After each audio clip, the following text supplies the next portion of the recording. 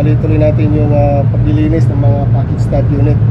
Bali, andito na ako sa kabilang area. So mayroong 4 na unit dito. Ito. Saka ito. Saka yun. So bali, isa na natin ulit to. Bali, natapos ko na yung 3 doon na unit. So dito na ako ngayon. Bali, ito unahin ko na to kasi nakapatay siya sa baba. So ito muna yung lilinisin ko, then isunod ko yung maliit, then iyon, then saka ito. Kasi may mga tao pa sa baba, so ginagamit nila yung unit na to. So ito muna yung gagawin ko.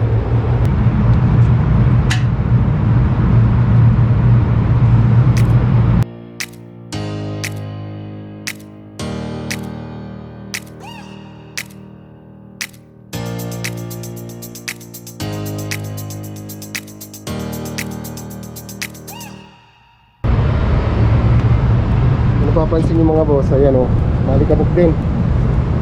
Sobrang likabok siya. Ayan o. So check din natin yung filter niya, baka marumi-marumi. Ito.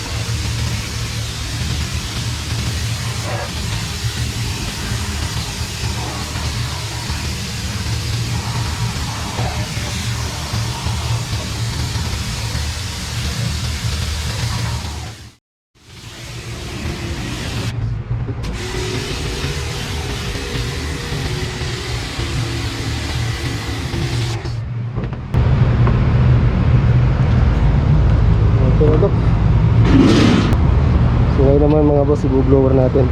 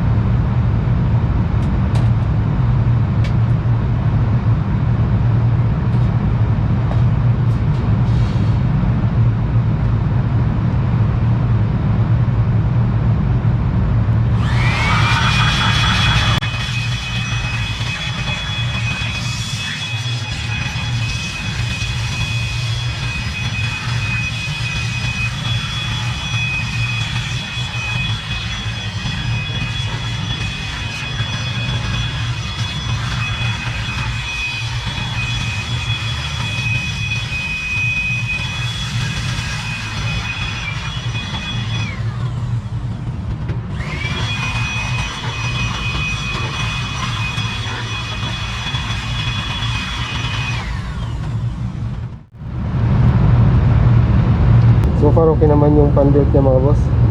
Wala pa namang damage. So pwede na natin balik yung mga takip.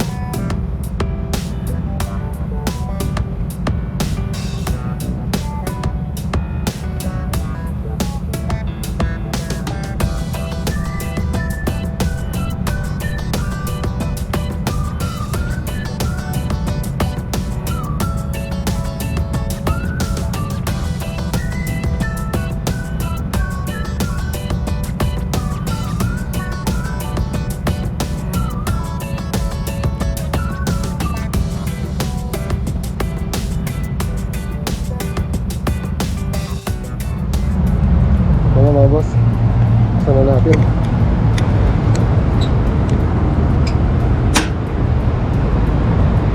So, sunod na lang natin yun mga boss. Ito isa.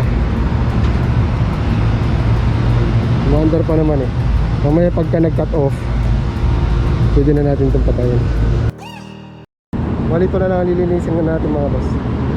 Tapos na to, tapos yung doon sa dulo. So bali ito na lang, last na to.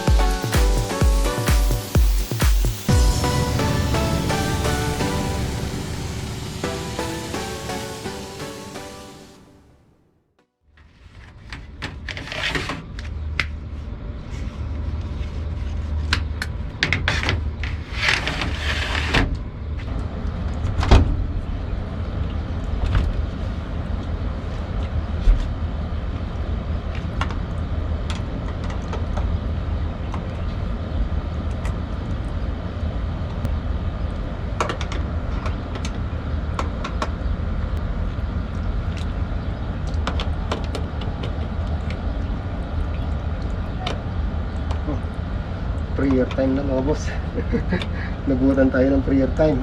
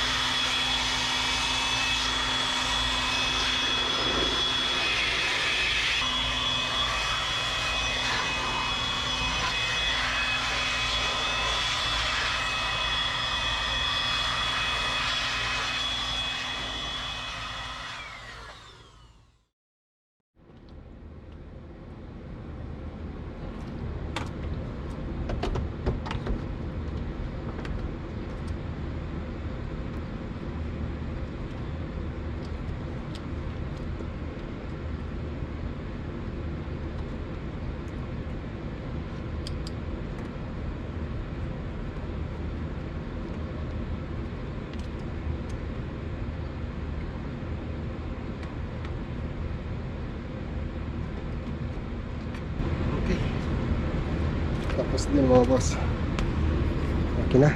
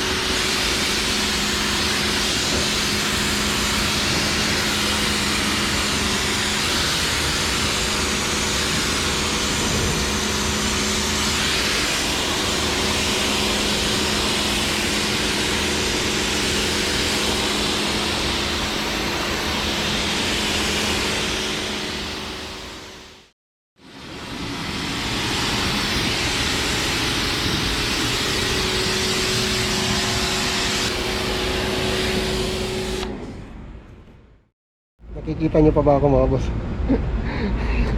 Nabutan na talaga ako ng dilim. So buksan na lang natin ito mga boss. Para may timer yan mga boss, 3 minutes. So hintayin na lang natin. Bali, bago ko tapusin ang video na ito, gusto ko munang i-shout out yung mga masugid nating taga-subaybay.